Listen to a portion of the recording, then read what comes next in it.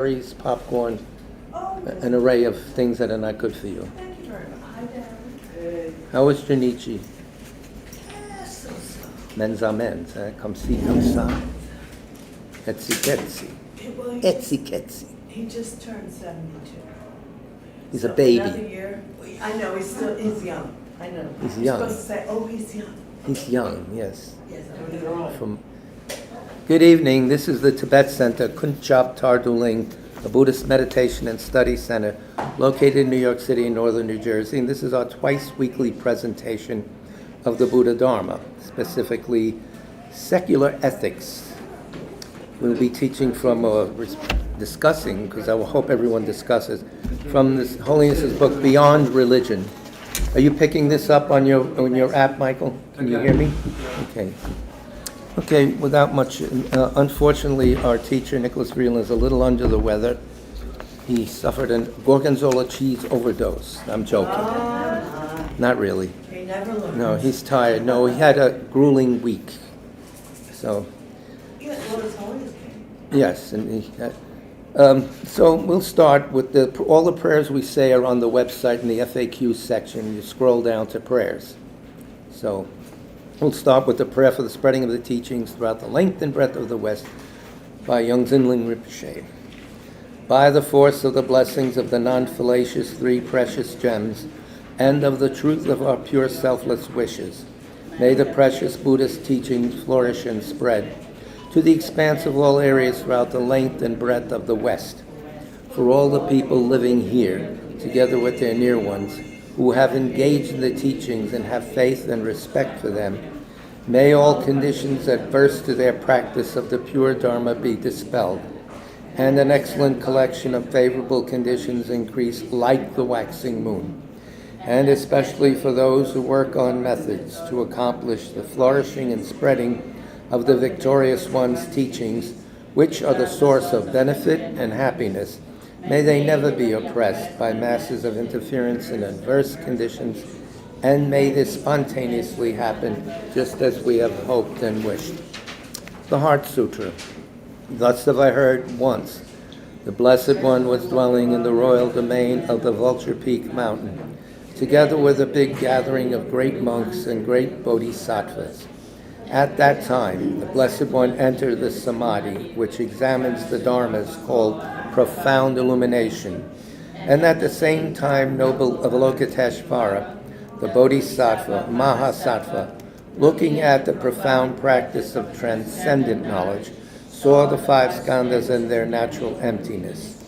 Then, through the inspiration of the Buddha, Venerable Shariputra said to Avalokiteshvara, how should those noble ones learn who wish to follow the profound practice of transcendent knowledge? And Avalokiteshvara answered, Venerable Shariputra, whoever wishes to follow the profound practice of transcendent knowledge should look at it like this, seeing the five skandhas in their natural emptiness. Form is empty, emptiness itself is form. Emptiness is not separate from form. Form is not separate from emptiness. In the same way, feeling, discriminating awareness, compositional factors, and consciousness are empty. Thus, all the dharmas are empty and have no characteristics. They are unborn and unceasing. They are not impure or pure. They neither decrease nor increase.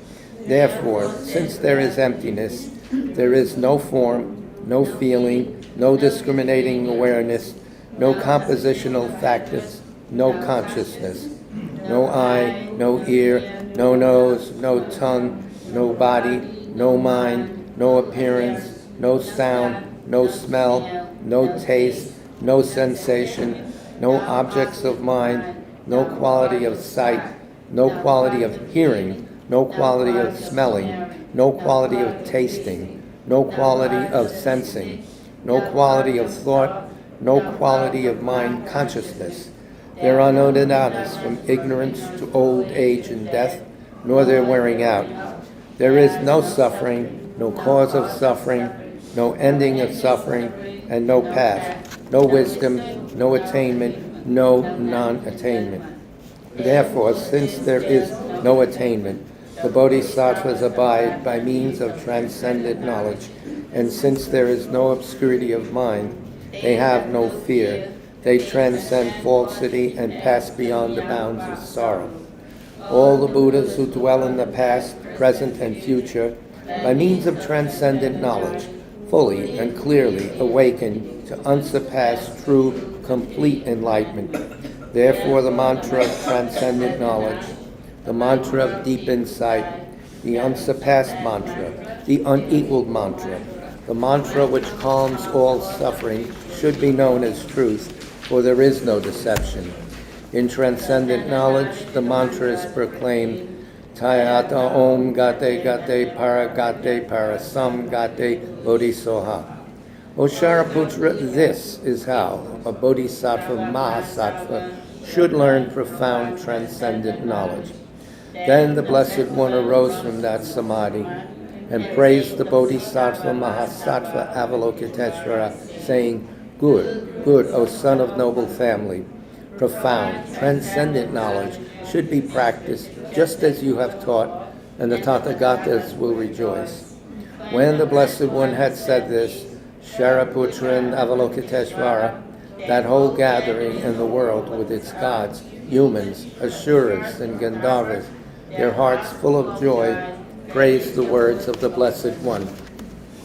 Refuge in Bodhisattva Vow, which we recite 3 times, also on the website. With the wish to free all beings, I shall always go for refuge to the Buddha, Dharma, and Sangha until I reach full enlightenment. Inspired by wisdom and compassion, today in the Buddha's presence, I generate the mind intent on full awakening for the benefit of all sentient beings. As long as space endures, as long as sentient beings remain, until then may I too remain to dispel the miseries of the world. With the wish to free all beings, I shall always go for refuge to the Buddha, Dharma, and Sangha until I reach full enlightenment. Inspired by wisdom and compassion, today in the Buddha's presence, I generate the mind intent on full awakening for the benefit of all sentient beings. As long as space endures, as long as sentient beings remain, until then may I too remain to dispel the miseries of the world. With the wish to free all beings, I shall always go for refuge to the Buddha, Dharma, and Sangha until I reach full enlightenment. Inspired by wisdom and compassion, today in the Buddha's presence, I generate the mind intent on full awakening for the benefit of all sentient beings. As long as space endures, as long as sentient beings remain, until then may I too remain to dispel the miseries of the world. So, welcome. If you have time, don't forget to pray for our teacher, Nicholas Vreeland, who's a little under the weather.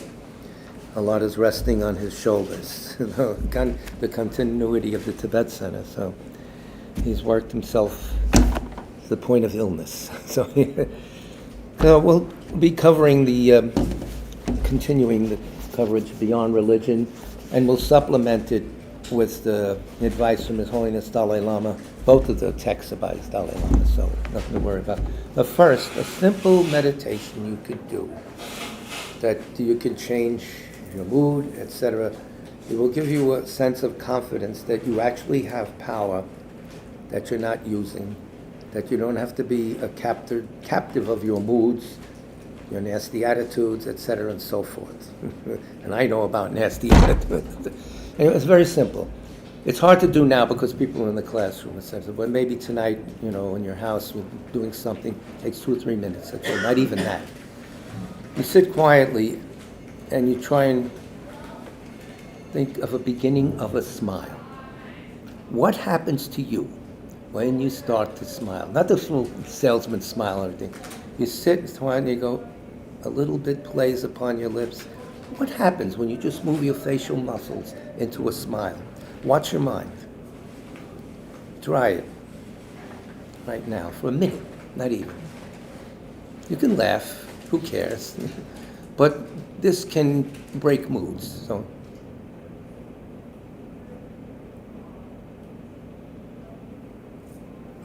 That's it, just the beginning. You can try this in public. You'll beam out better. People will look at you and smile back.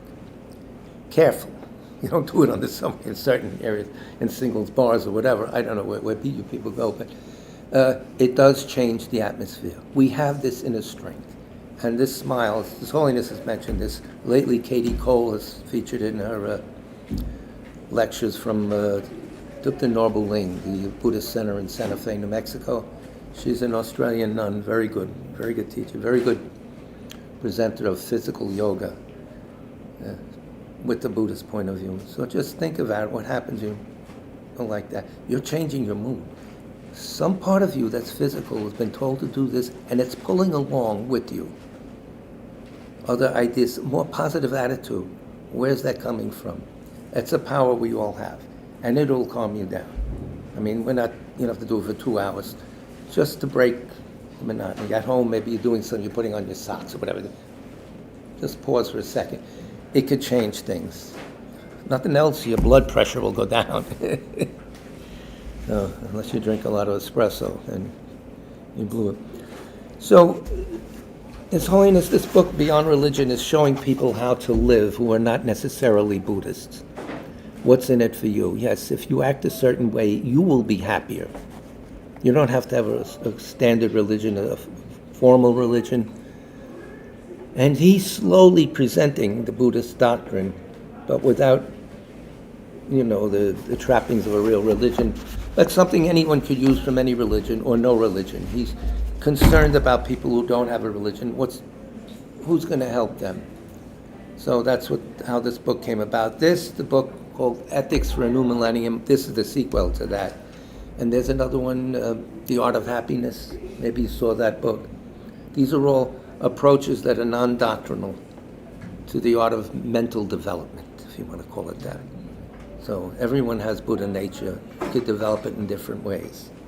So a little of the Buddha nature peaks when you smile. If you notice, Buddha's statue is always a little smile playing on his thing, I don't want to get political, like I say. Usually Christ is depicted as suffering, Moses is commanding, but the Buddha smiles. That should tell you something. Anyway, so Nicholas also, and Ling Rinpoche himself, and Serkang Rinpoche, Nikki reminded me of it today, wants the students to question, to discuss. So at any time, open your mouth, complain, whatever you want, but it shouldn't be a one-way street. I'm no lama, so it's fellow students, so back and forth. And any tips you have that you discovered in, some of us have had a long life, some not so long, let us know. So we're on page 59. I'm starting from that. Broad and narrow concepts of justice.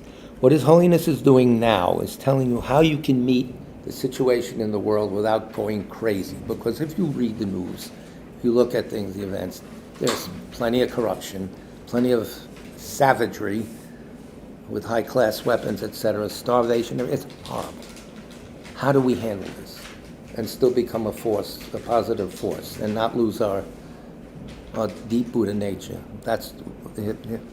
They're talking about now broad and narrow concepts of justice, and we're on page 55. If you have the text, it's not necessary. 59, right? 59, 5-9, the bottom of the page. He's saying there is no conflict between compassion correctly understood and the exercise of justice. We just finished talking about compassion. What about the people who kill? What about the people who do this and that? Where do we stand there? Do we go crazy? Say, kill them? No. Here's his take on it. See if you agree. If you don't, do what you want. Good evening. Table for two? Yeah. The specials are on the board. So there is no conflict, His Holiness says, between compassion correctly understood and the exercise of justice. In saying this, however, it is important to distinguish between the general principle of justice as a universal precept of fairness and redress, based on the recognition of human equality, and the narrow understanding of justice in the exercise of the law within any given legal framework. So it's the general situation of the universal, and then there are the legal laws of each country. Okay. Ideally, these two conceptions of justice should always reflect one another. They shouldn't be separate. But sometimes, unfortunately, they do not. If we consider South Africa under apartheid rule, this was written I think in 12, something, it's a little older. Yes. In apartheid rule, it is apparent that a judicial system that can ignore the universal principle of human equality and instead protect the interests of a particular section of society, it's there. So what do? During that time, a non-white person could be punished for infringing the interests of the ruling minority, even in trivial matters. And we've had that in the South here in this country. Yeah. A similar situation prevailed in India under colonial rule and continues to do so in other parts of the world, wherever specific minorities and groups are suppressed by others. We can go on. We'd be here all night. Well, all right. So where do we stand? How do we not disrupt our mind and maintain our intelligence? Clearly, such legal systems reflect a very limited conception of justice. And really, we'd say it's not justice. It's in name only. There are also situations in which the rights of one religious community or political group are constrained by another. And you may get that here, so who knows? When a country's legal system enshrines national unity and social order as its highest priority and deems any actions construed as undermining these values as criminal offenses, that legal system will not serve genuine justice. So he's setting the bar. That's the story. So now you could fill in places like Russia where you better agree with the ruling religion or not, or you have problems. The long imprisonment of Aung San Suu Kyi after her election victory in Burma is an example of this. And the recent arrest of my fellow peace laureate Liu Xiaobo in China is another. Remember him? He was a peace activist. They arrested him. When people criticize such violations of justice, countries defend themselves by saying everything has been done according to the rule of law. Yeah. So you see where he's going with this. We have to have our own compass, our own moral compass. The rule of law was a rule of law.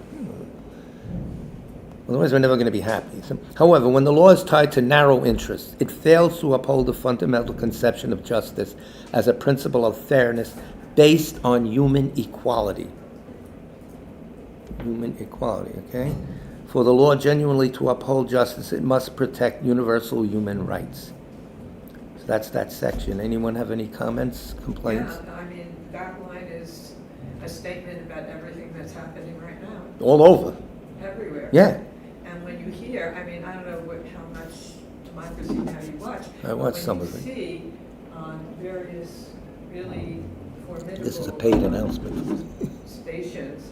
Whatever. 37,000 people have been killed by gun violence in America in 2020. We know all of these things, yes. We're talking about this. So what do we do about this? We go crazy? Have you heard any suggestions about all we can do is maintain our mental equilibrium?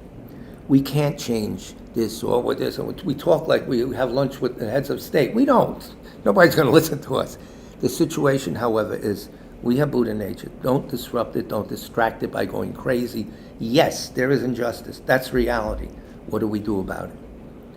The only way the Buddhist solution is you change people's minds. Because all the stuff that's gone on in the world, the slaughters, the takeovers, the wars, started with someone's mind. With the wrong conception of what's right, the wrong conception of what's going to make you permanently happy. War is not going to do that. Taking over someone else's place is not going to do that. This is the instructions that His Holiness is giving us. This is what our jobs, first of all, take care of our own minds so that we're not perturbed by these things.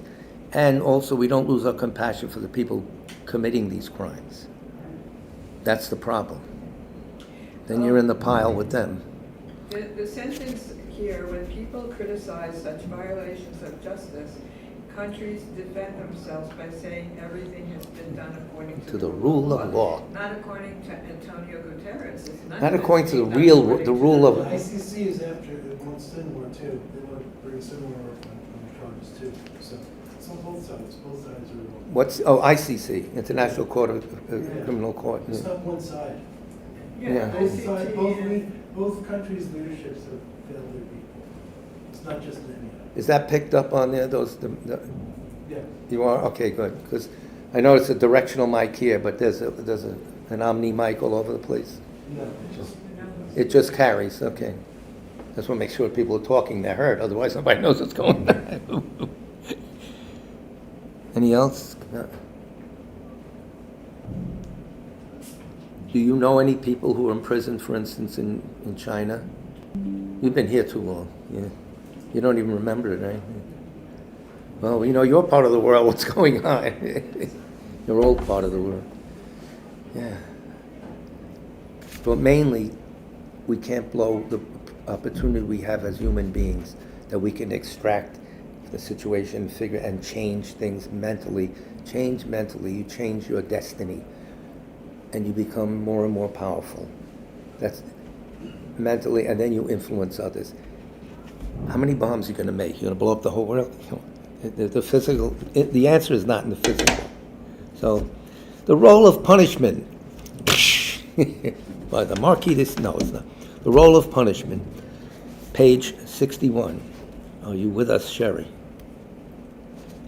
Of course, most of us recognize justice as a universal principle of fairness based on our fundamental equality as human beings.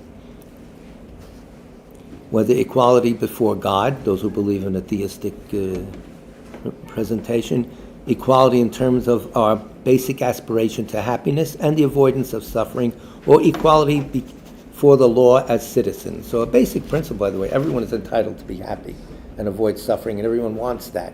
You hear that all the time, every time you come into a Buddhist class, but it's true. There's a universal theme right there.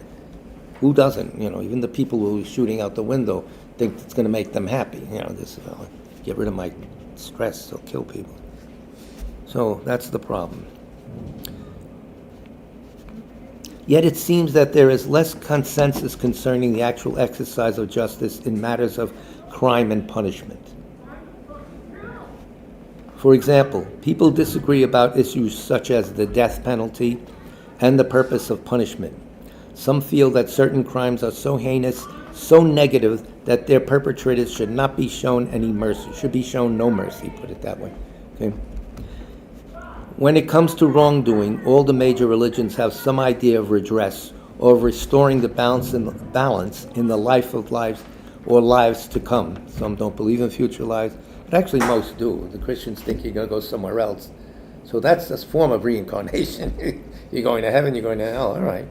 But that's not the full story, as Kalo Rinpoche said. They don't realize you go on and on from there. You can't not be. Consciousness can't be dissolved, disappear, anything. You're here. Do I live forever? Yes, but not in the body you're in now. Take your pick. Pick a good one next time, will you? One that doesn't hurt. I don't think so. When you're in samsara, that's the rule, you know.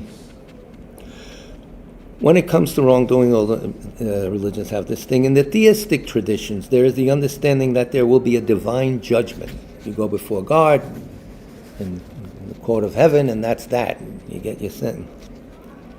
In traditional Buddhist teaching, the law of karma ensures that individuals will eventually experience the fruits of their actions. And as we always say, Nikki always says, karma doesn't judge, it explains. Oh, he did this, so that's why he's telling me that. It explains. This causes that. That's a universal theme in everything. A current thought caused another thought. Thought long ago caused the thought to come up in your mind now. That's what's operating. Both of these beliefs allow mercy to be shown in worldly human affairs. From a secular point of view, without such beliefs in punishment and reward in the afterlife, we must ask ourselves what punishment is really about. Is it about retribution and revenge? About making wrongdoers suffer as an end in itself? Or is it more about preventing further wrongdoing? So this punishment, they deserve it. Or let's punish so that this doesn't occur again, if you want to use the word punishment. So, to my mind, His Holiness says, the purpose of punishment is not to exact suffering as an end in itself, Rather, the suffering inflicted by punishment should have a higher purpose, namely to discourage the wrongdoer from repeating the offense and to deter others from committing similar acts. Punishment is therefore not about retribution, but about deterrence. Do you agree or not agree? Not about retribution, but deterrence. Who's getting beat up down there? So, Doesn't that depend on the circumstances? yeah, of course, everything is circumstantial. One way or the other? No, but the long run deterrence, because don't forget, you're not dealing with just a person, you're dealing with minds. Minds don't disappear. So, for instance, what? It's an acting class? Oh, really? Ooh, realistic. What is it, Marat Saad they're working on? It sounds like it. Acting out the Gaza. But could you generally agree that punishment, I don't understand. Let's talk about the death penalty. Okay? So and so killed 4 people. Put him to jail. Put him to death. Boom. Okay. You put that body to death. Look at all That the mind is people still that there. are What? in prison now Yeah, I know. for years and years and years. Yes, I do look at them all. They didn't do Yes. anything. and they Some did and some still- didn't. But let's just make believe hypothetical. Someone killed people many times. So the consensus of the crowd is put him to death. You put the body to death. That mind's still going around. Would it not be better to put that person in confinement and start to work on their minds however you can? Because the mind's never going away. So you shoot him, yes, you kill the person, you put him in the chair, blah, blah. The mind has still got those tendencies, those impulses, those imprints. You got rid of the body. And now, by the way, boys and girls, those of you who said, put him to death, now have a karmic connection with this being, and you will be meeting him or her again. You could think that way. You're not going to sell that idea to people not Buddhists, so just put that on the side. And we don't sell anything anyway, we give it away. So, no, but that's the problem here. You understand, what you have to correct the mind to prevent further behavior. So deterrence should be something that allows the person to finally understand what they've done, to come to awaken the better part of them, and everyone has, don't forget, But when the you Buddha bring nature. punishment is therefore not about retribution, but about Deterrence. deterrence. What about so many people who have been given the death penalty and it has not been... I just went over that. The death penalty continues. That's not our business. But it You know, is- nobody's calling me up and asking my advice on anything from the White House or from Moscow or from anywhere. It's not I- about I- advice, it's about I'm knowing. trying to tell you what you can and can't do in this life as a person. You can take care of your mind. The only place where you have power, and you really have power that's not even imaginable to most people, is in your mind. You can develop this mind so that it becomes omnipotent, omniscient. It becomes a Buddha's mind. It's there. There's where you can affect the change. Nowhere else. Can influence people through your Yeah. mind and your change. And eventually, but suppose you're a Buddha with all those qualities. You can form a certain way to distract the person when he's about to do something. Instantly, without motivation, conceptual motivation, you just appear, whatever form is necessary. Things like that. So this, of course, is a Buddhist viewpoint.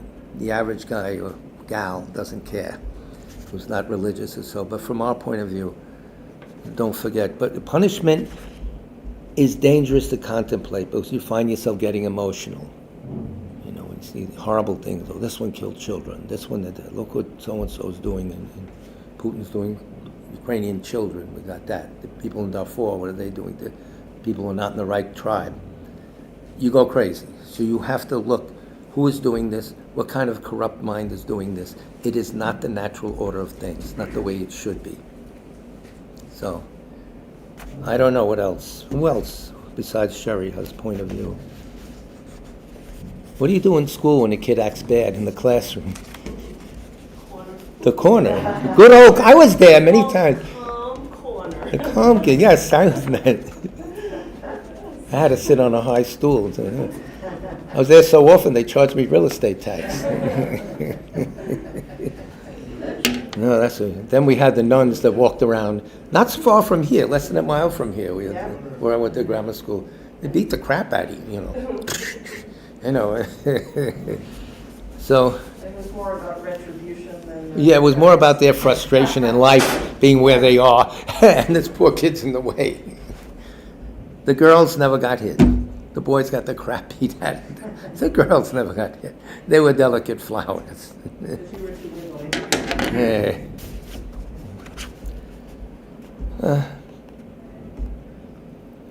The law must be at their disposal, 62. Must have at its disposal the means to punish wrongdoers. Okay, so the law and society, there's punishment, reasonable punishment. To leave terrible crimes such as murder and violent assault unpunished would be to suggest that the worst potentialities of humanity are somewhat acceptable. No. And this would not be in the interests of anyone, including the perpetrators of such crimes themselves. Punishment has an inevitable and important role to play in the regulation of human affairs, both as a deterrent and to give people a sense of security and confidence in the law. I'm just checking the time so I don't go over.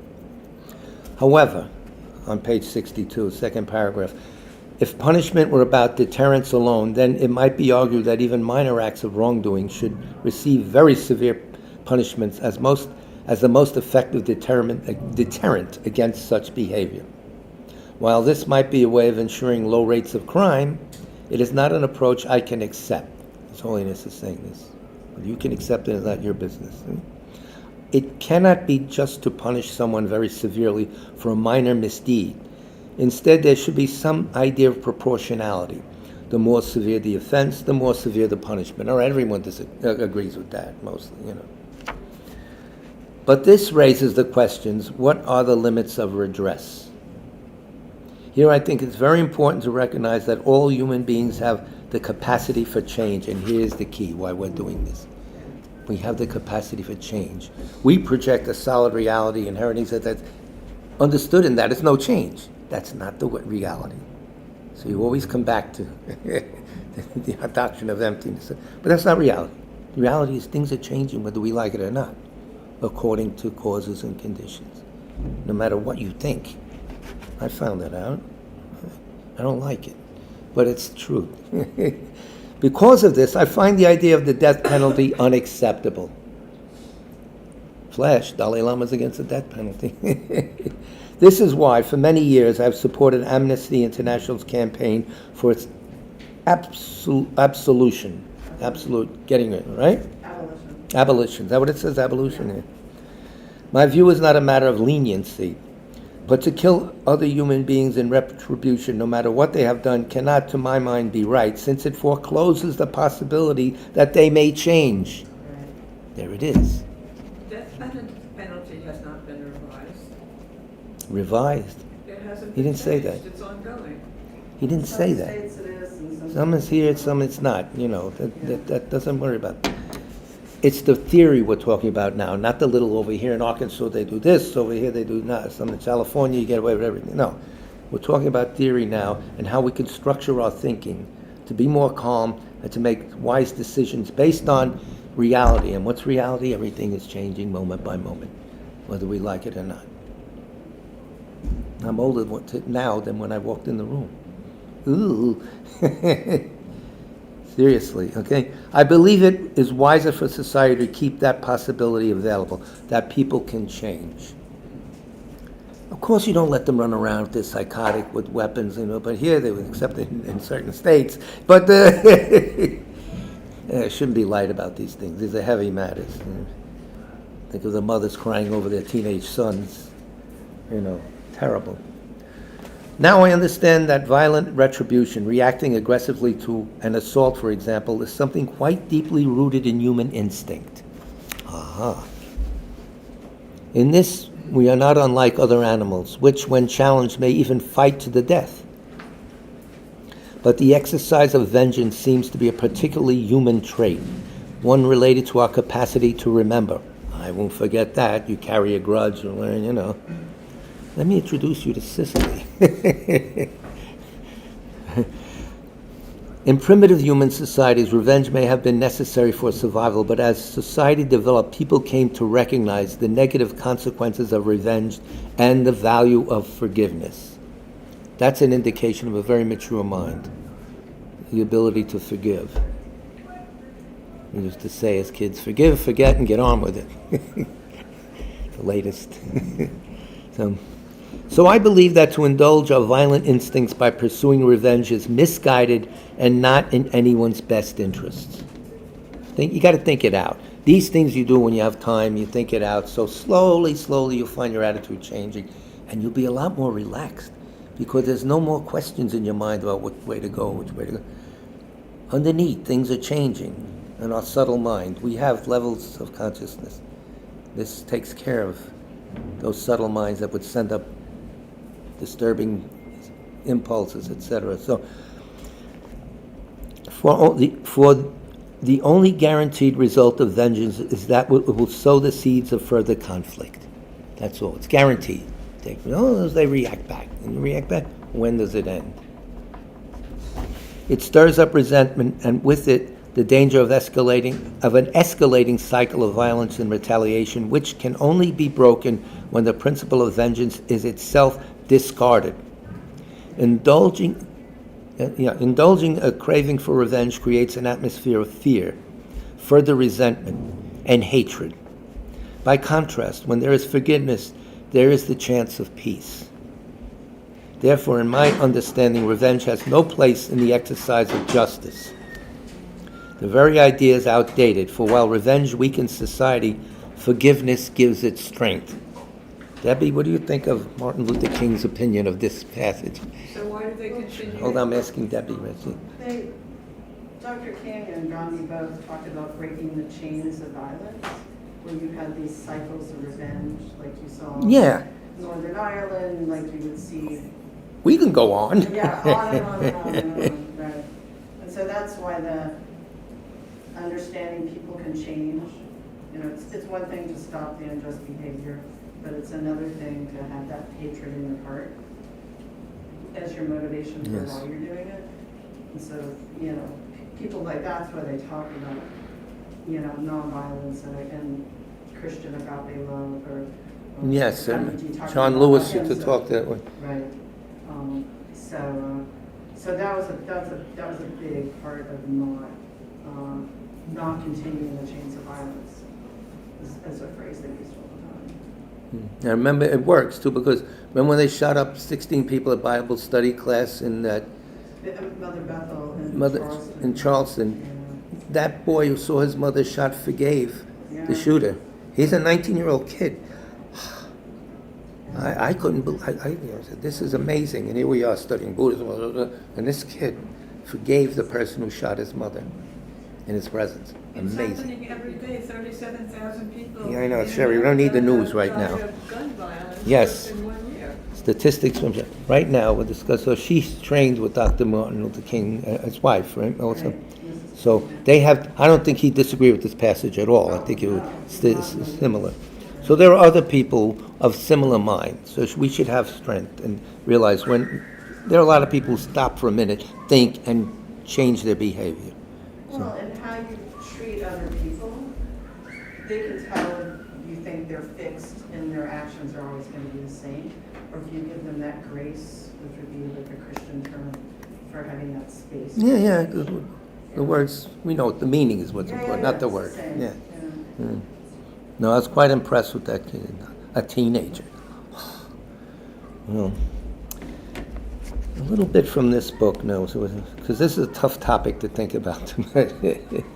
Oh, here, I will read about Mandela a little bit. This is powerfully illustrated by what happened in South Africa after the dismantling of the apartheid system.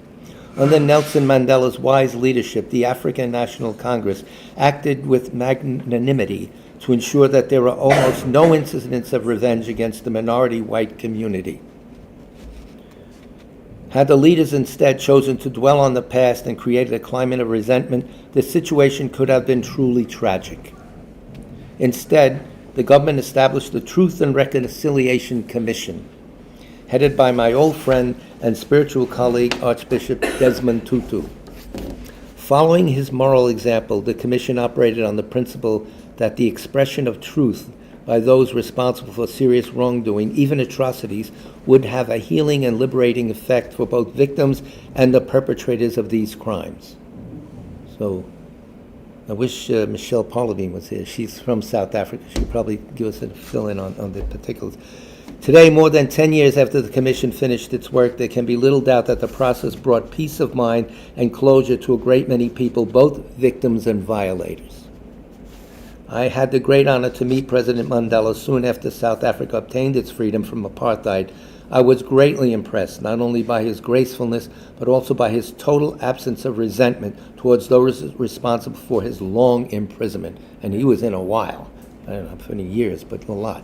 Well, he also changed from having condoning violence to Yes. to turning to nonviolence. Having that long, he put to good use the long time he was in prison, even though he was unjustly imprisoned. Right? So, but not having resentment is huge. I mean, that's the healing part. Yes, and we got to take that page from his book. Yeah, yeah. All little resentments about it. The boss who didn't give you a promotion, all that. That only eats into you. So what? He didn't get a promotion. Let it go. Really, because there's no end to that. Yeah. You start picking out little things, of course. So let His Holiness finish this section. To my mind, His Holiness says, there is no doubt that the exercise of justice, far from being at odds with the principle of compassion, should be informed by a compassionate approach.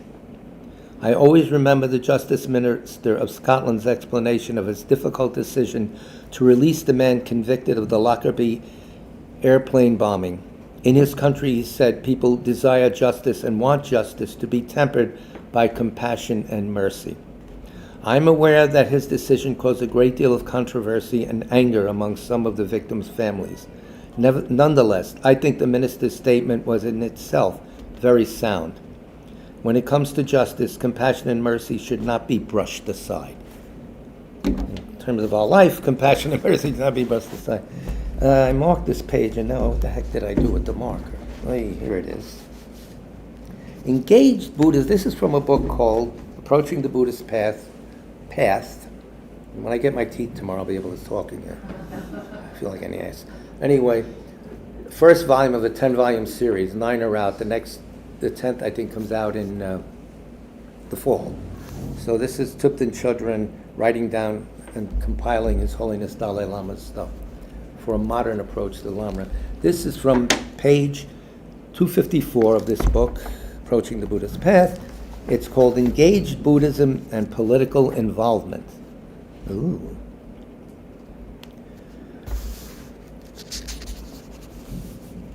I have some reservations speaking about politics, the business world, and so forth, because I don't want it to appear that I have advice regarding each and every field, especially those in which my knowledge is limited. I also do not want my personal opinions on these topics to be seen as the Buddhist view, to which all Buddhists must adhere, so I will simply discuss general points about motivation and so forth, and leave their application to the reader. Very adult, you know? If someone can make significant spiritual progress, remaining isolated in retreat and spending most of her energy in deep meditation, it's worthwhile. However, this is difficult. For most people who wish to have a family and a job, in this case, live in a balanced way in society, in other words, maintain a daily meditation practice of whatever length is practical for you, earn your living through right livelihood, and contribute to the benefit of society in general or to specific individuals in it, you will have to determine a good balance of time and energy given your own situation. Real world advice. What do you got? Okay? We need education to help others most effectively. All kinds of education, he means. The purpose of education is not just to learn more about the world or the living beings in it. It is to build a happier human community and to benefit animals as well. With that motivation, study whatever field interests you and seek employment that does not involve harming others or living unethically. With that motivation, the key thing, whatever you do it with an altruistic motivation. That's it. Shine shoes. I don't know what you do. Clean tables. In this way, right from the beginning, your whole life will be involved in benefiting others. So the key, as we always say in Buddhism, what's your motivation? You know, an actor on stage breaks up the scene into what? Motivational units. And then They come out and they scream at them, hey, shut up. But motivation, not location, location, location. Motivation, motivation, motivation. Turn Manhattan compassion to that, huh? Yeah, the real estate is, there's a place to apply compassion and forgiveness and everything else. You wind up going home in a barrel. I see 3 ways the Buddhist community can serve society. The real world advice here. This is us, if we think we're the Buddhist community. First, we can be more active in projects that directly benefit others. What do you think? Soup kitchens, hospital, education, of course. How can you benefit others, Sherry? In response to that fact that you just mentioned, you know, when we look around now in the modern life that we're living, is that people who are exercising the most initiative are the people, the billionaires who are still collecting money from oil and gas. But we're not here for an economic study. What about we're talking about our motivation. Yeah. Their motivation is sick. They're greedy. So what? What do you think their outcome is going to be? The law of cause and effect is always operating whether you believe it or not. You're taking from others, you're going to pay the debt. You're going to pay the crime. This justice is really universal. But It takes time. Haven't we noticed that no matter how just, honest, and compassionate actions are, there are people. Yeah, I know. You don't expect instant results. This is a snapshot of time. Out of your wallet and putting it into these. You think terrible small, you gotta think industries. big. And we're not, the only thing we can do about it is write to legislators. No, that doesn't get anywhere. They themselves are corrupt. Forget it. Like to let, oh yeah, there's a sterling group. Congress. These are real bodhisattvas. I don't think so. Here and there, you might. Let's get real. We're talking about improving our minds and the minds of everybody else. What? What about Nancy Pelosi? Yes, some do good works and some don't, but Nancy Pelosi is quite wealthy. How did her old man make all the money? Hedge funds. What do hedge funds do? We can go on. Let's not get a lecture on business now. We're not criticizing. We're trying to work inside. We spend a lot of time looking out, like a ranting old guy on the curb. Look in. The only thing you can change is your mind. And it's not going away. It's going to take other bodies. So you might as well get started now. And that's what this passage is talking about in terms of kind of the engaged Buddhism. Yeah. With that motivation, you know, working with other groups or other people to try to continue that and educate people about you, because that's how you can make nonviolent change, Buddhist change, by focusing on your mind and helping other people. He's going to give you step-by-step instructions. Now, we're practical. First, projects that directly benefit others. Dharma centers and monasteries can either set up their own projects or participate in already existing organizations that help the homeless, provide hospice care for the terminally ill, educate children, reach out to refugees, counsel prisoners, provide health care and food to the poor, protect endangered species, care for the environment, and so on. There's your list.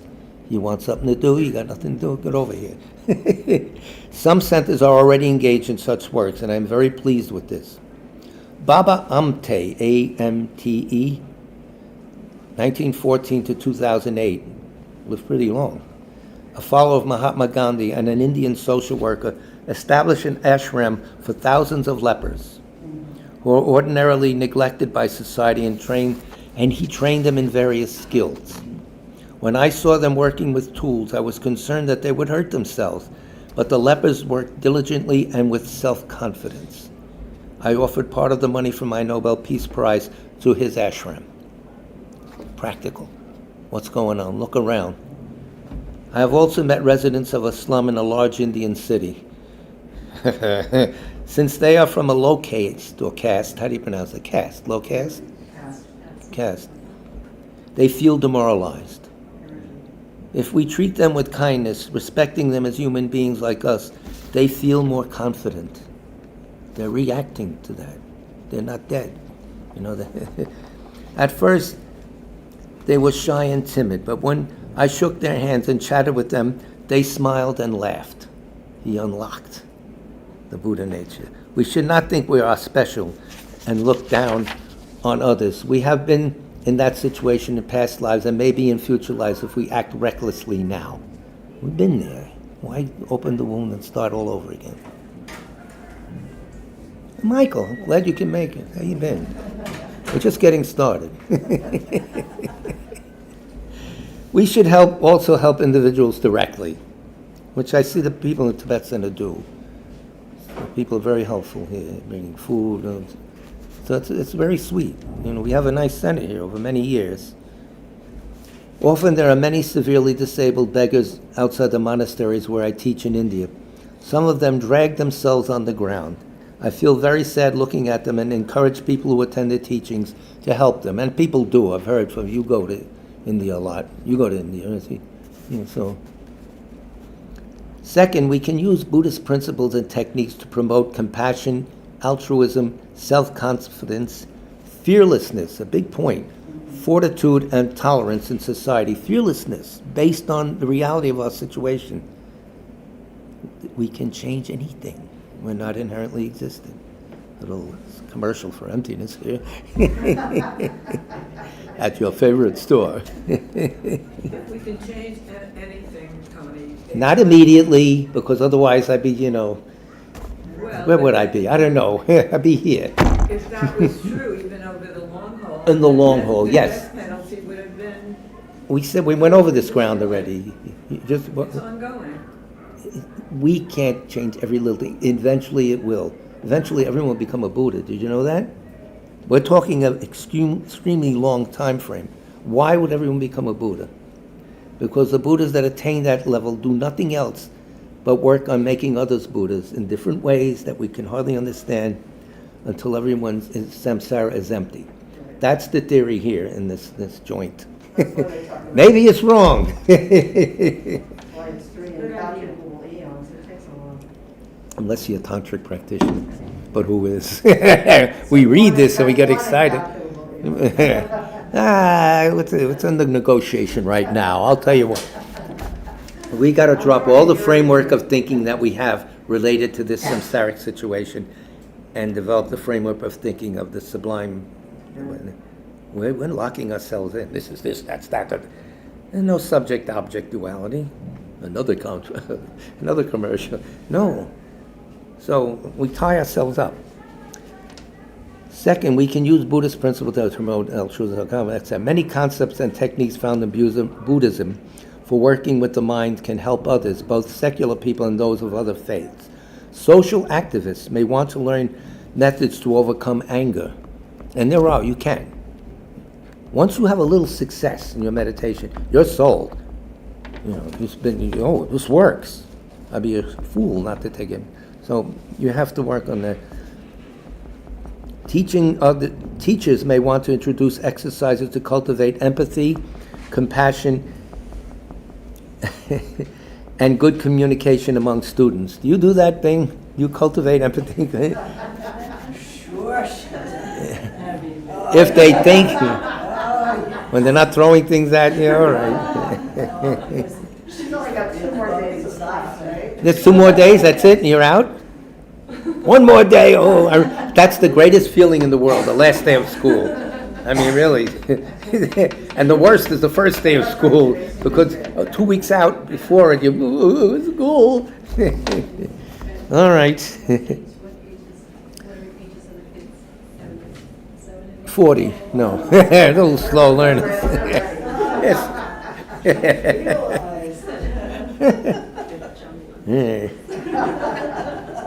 We should explain these messages to others in a secular setting without speaking about Buddhist doctrine or encouraging people to become Buddhists. See, he's not selling his religion at all, because he realized that it's not necessary in a lot of places.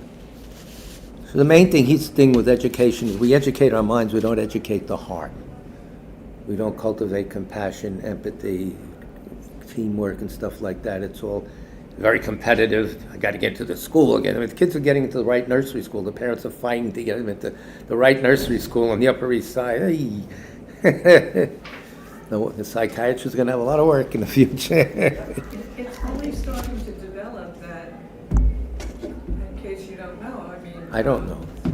Throughout the country, the parts of the country where young people of all ages in school get a chance to be exposed to things like non-harm, the basic understanding. In the Canadian system. That's only happening in very, very expensive areas. No, it's coming Very, to very get, first of all, places. It's hello, not happening good morning, all- Cheryl. Canada's school system across the country from K to 12 has compassion training. The Thumpton Chimpa. Where, Canada? Clifton, Chippewa, Canada, the whole place. Some states are developing it, some schools here have Yeah, there it. are There's a some, school but in New Jersey, in across the Berkeley Heights, that country- does it, grammar school on up. It takes It's a while. starting to happen. People getting certified at Stanford or at Emory in the summertime and going back. The programs are established, they're working, they seem to help kids. It's not a big deal. And the kids are healthier mentally. The parents, the kids are not, have to resort to Ritalin and everything else. There's data on this now, hard data, if you want to take the time to start reading it. I don't, but I rely on people I trust. You just have to see what they're actually being exposed to in the schools. This program, compassion training, K to 12 syllable setup, like a lesson plan, and the kid does this and he does. Eugene's son is in what, third grade now or second grade, I forgot. He has little exercises that he does to show compassion to his fellow students and stuff like that. Little children. Yeah. He's very happy and well adjusted. Yeah, Thumpton Chimpa's got a very good book on. Yeah, the foundation so it's there. that's working. Yeah, it's happening, but it's not happening all over the country. It's not happening in 2 seconds. You want instant gratification. Have you driven across the country? Have you ever driven across the country? Have I ever Question. gone across the country? Yes, have you driven from this coast to the west? coast? From Mott Street to Elizabeth. Have you been I've there? driven, I don't drive. Okay, well, no, it's a very enlightening. Try Elizabeth Street. It'll open your mind. Anyway, we have to, but all good things come to an end. So we have to end it. We've only got 3 minutes left, so we should do the prayers. So people at home will sneak away. Whom should we pray for? Darren? Betty? Becky? For Nikki. For Nikki, of course. No, this is for people who died. Please, don't put. Yeah. Yeah. Sorry, Perbu, Dunlap. Oh, Perbuk Dundup, yes. And, Deborah? so I have 3 people today. Carmen Hernandez. Carmen Hernandez. Neighbor. And then 2 civil rights heroes. One is Reverend Fred Taylor from Atlanta, Okay. who worked for SCLC for 40 years. Oh, And also Reverend James Lawson, okay. who was a true Gandhian and just passed away at 95. That's a wonderful nexus of people down there through this. I followed them since I was a teenager. That's spirituality. We have it here. I'd like to add a name. A name, Stephen Clay. Stephen Kling. Yes. Okay. Sutra of the Recollection, Noble Three Jewels. I prostrate to the Omniscient One. Thus the Buddha, Bhagavat, Tathagata, Arahat, Samyak Sangbuddha, the learned and virtuous one, the Sugata, the knower of the world, the charioteer and tamer of beings, the unsurpassable one, the teacher of devas and humans is the Buddha Bhagavat. The Tathagata is in accord with all merit. He does not waste the roots of virtue.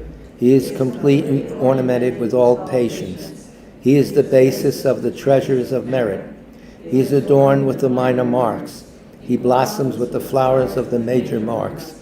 His activity is timely and appropriate.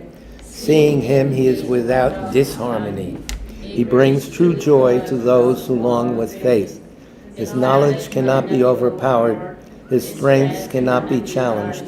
He is the teacher of all sentient beings. He is the father of bodhisattvas. He is the king of noble ones. He is the guide of those who journey to the city of nirvana. He possesses immeasurable wisdom. He possesses inconceivable confidence. His speech is completely pure. His melody is pleasing. One never has enough of seeing him. His form is incomparable. He is not stained by the realm of desire.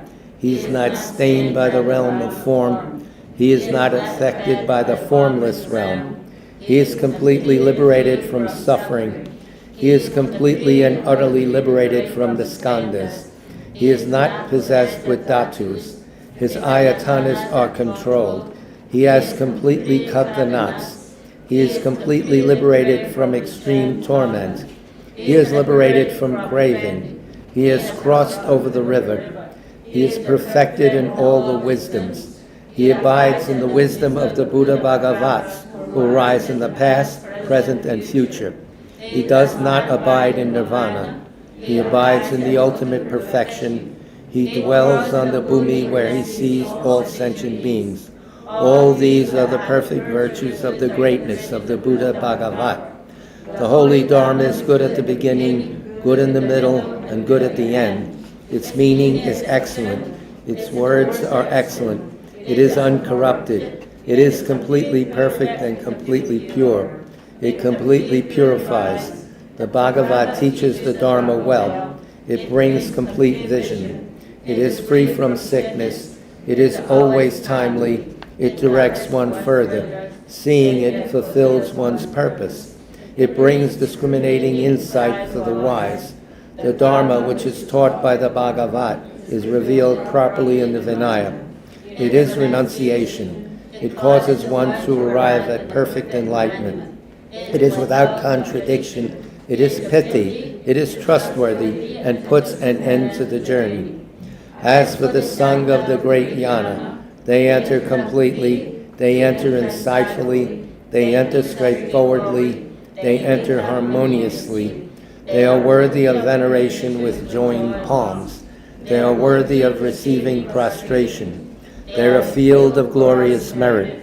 They are completely capable of receiving all gifts. They are an object of generosity. They are a great object of complete generosity. The protector who possesses great kindness, the omniscient teacher, beings of merit and virtue, I prostrate to the Tathagata. Pure, the cause of freedom from passion, virtuous, liberating from the lower realms. This alone is the supreme ultimate truth. I prostrate to the Dharma, which is peace. Having been liberated, they show the path to liberation. They are fully dedicated to the disciplines. They are a holy field of merit and possess virtue. I prostrate to the Sangha. I prostrate to the Buddha, the leader. I prostrate to the Dharma, the protector. I prostrate to the Sangha, the community. I prostrate respectfully and always to these three. The Buddha's virtues are inconceivable. The Dharma's virtues are inconceivable. The Sangha's virtues are inconceivable. Having faith in these inconceivables, therefore the fruitions are inconceivable. May they be born in a completely pure form. Now we have a prayer for a swift return, the swift return of Rato Chunga Rinpoche, our teacher, written by His Holiness, on the website, of course.